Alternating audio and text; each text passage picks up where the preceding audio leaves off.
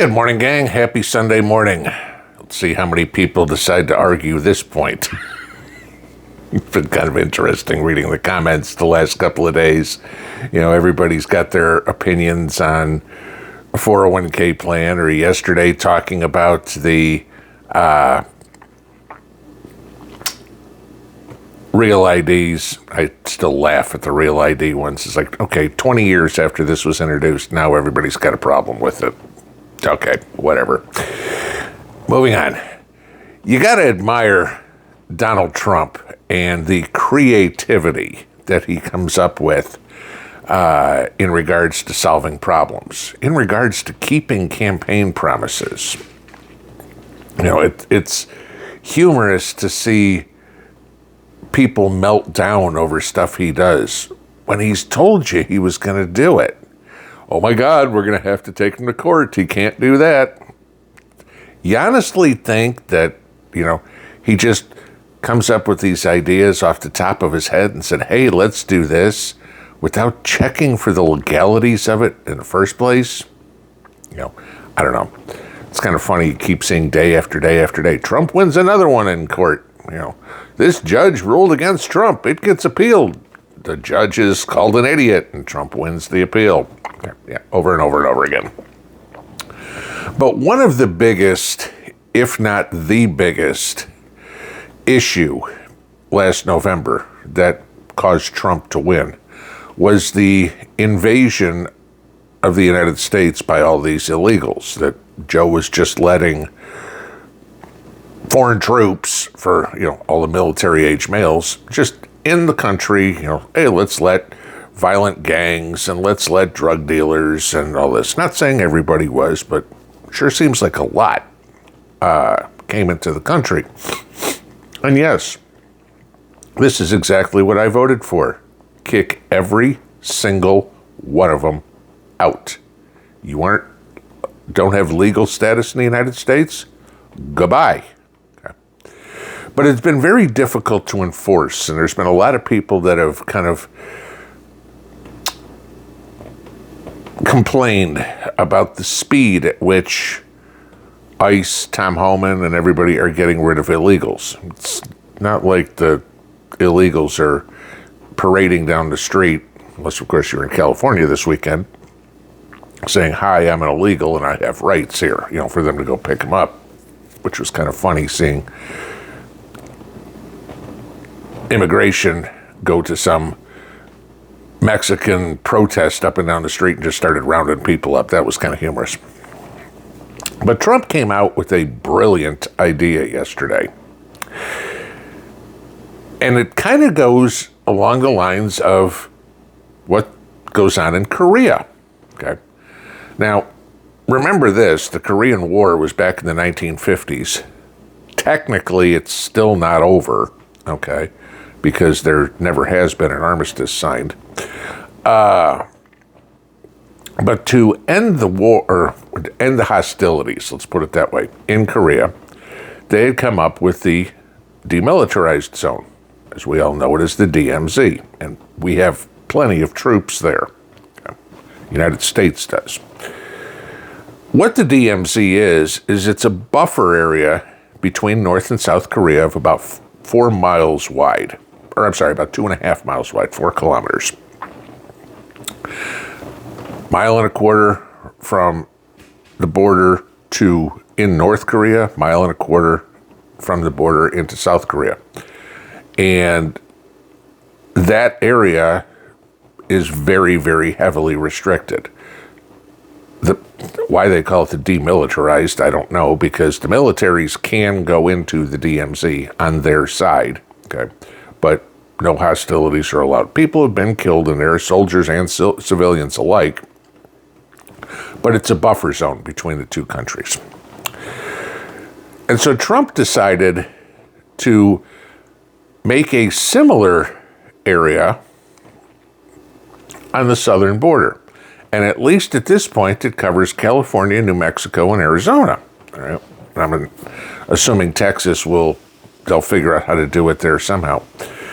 But there's a strip of land from the border about 60 feet in. This is it. So it's a sliver that was deemed federal land by Teddy Roosevelt over 100 years ago.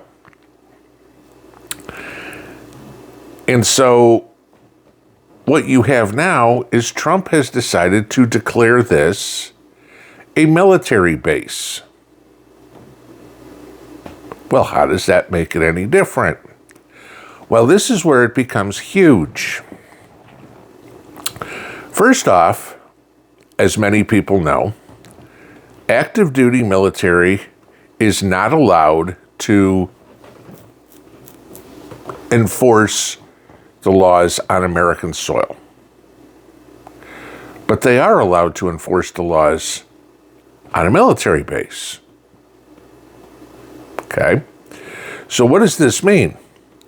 Well, first off, if a state needs military help for any reason, they have to put in a request, or they call the National Guard or whatever, and then those troops get sent. Well, if it's a military base, now you assign people to that military base. They're already there. Okay? Why that's important? Well, on a military base, a soldier can carry live ammunition. Out in the civilian world, off post, no. Okay, so now we can have armed military troops on the border, albeit in a 60-foot slice of land.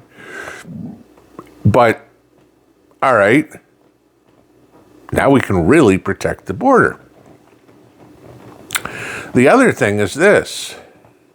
Now, when some illegal crosses, not only are they committing a crime crossing into the United States, which now puts them in a federal jurisdiction, now they're illegally entering a military installation, which now puts it under military law, which takes out the problem of ICE going, where do we put these people?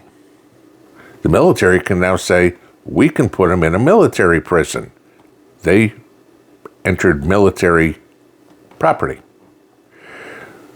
which takes all the wind out of the sails from all these liberals who are bitching about using Guantanamo. Because now we have no problem anybody that crosses the border and steps foot on a military installation, sending them to a military prison, which just so happens to be in Guantanamo Bay, Cuba.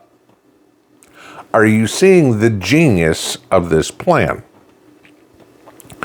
Now, where it becomes a little difficult is housing these troops, feeding these troops, et cetera, et cetera. I mean, the border is pretty long and pretty desolate. There aren't apartment complexes there. There aren't barracks there. There certainly isn't a PX or a commissary or anything for these guys to go to.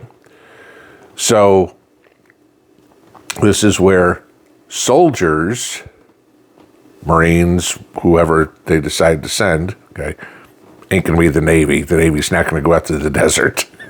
Ships don't work. But they're going to wind up out in a bivouac situation. And, okay, take your tent, take your sleeping bag, and we're going to ship you out with MREs. Maybe every once in a while you get some hot rats. But this is not going to be permanent duty, I guess, if you will. But you have enough posts down there. I mean, I can think of Fort Bliss, where I was, which is El Paso. All right, you can start shipping these guys out for, 1 week rotations on the New Mexico border. You got Fort Huachuca, where I also was, down in deep southern Arizona, where you could send these guys out for 1 week rotations to cover the Arizona border. Then obviously we've got posts all over the place in Southern California, whether they are Marines, I mean, you got Camp Pendleton down there, so, there's Marine Corps, and they could cover that. Do we have the troop availability? Yes. Okay. This is actually a brilliant idea. It'd be a very boring assignment for somebody because it ain't going to take long. As I said many times, once there's a threat on the border, ain't nobody coming across. But this stops the illegal crossings.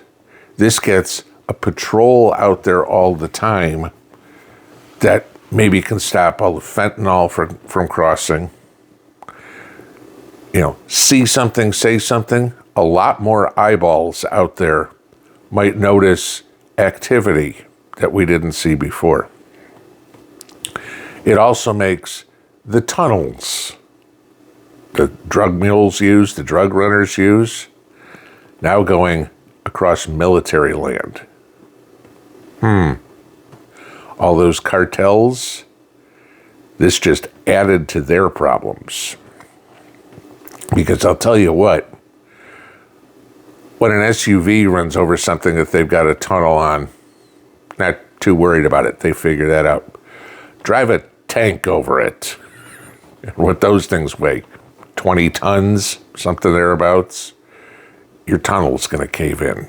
It might not be a bad idea.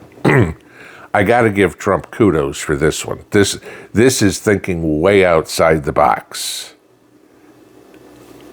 And such a simple solution that nobody's ever come up with. You can't send troops to the border. The troops aren't allowed to operate on U.S. soil. Okay, but they're allowed to operate on a military base. Great. Let's make the border a military base. And I know there's going to be people that are going to say, we don't need the military running the country. This isn't Soviet Russia with troops running all over the place. I'm sorry, but it's 60 freaking feet. We have a major problem. It needs to be solved. This will protect all of us, conservative, liberal, and complete moron alike. Will all get protected. I don't care what political persuasion you are. I don't care what race you are, what religion you are, what sexual preference you are. When your kid or your spouse or your sibling dies from a fentanyl overdose, which they may not even have known. I mean, the amount of fentanyl it takes to kill you, if you get some on your fingertips, and touch your tongue, that could be enough. It's on the side of a glass and you got some. It can kill you. When all of a sudden you die or one of your family members dies from this stuff, when one of your family members is a victim, like Jocelyn Nungaray or Laken Riley or the countless others that have been raped or murdered, all of a sudden this will seem like a good idea. So as usual, stop bitching. Let the man do his job. This is what we hired him for. And yes, this is what I voted for. And I am not giving up on it. Pinball out.